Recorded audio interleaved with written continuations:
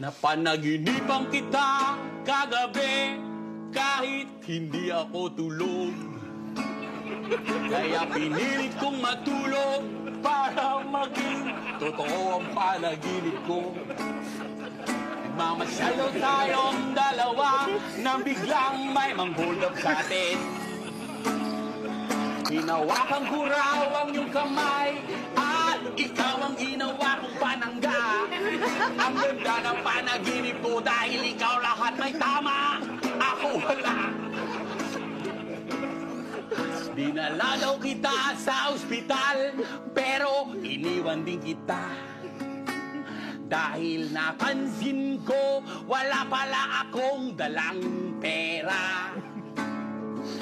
Kaya nang bumalik ako, sabi ng mga doktor sa akin, buti bumalik ka pa pare, patay na siya.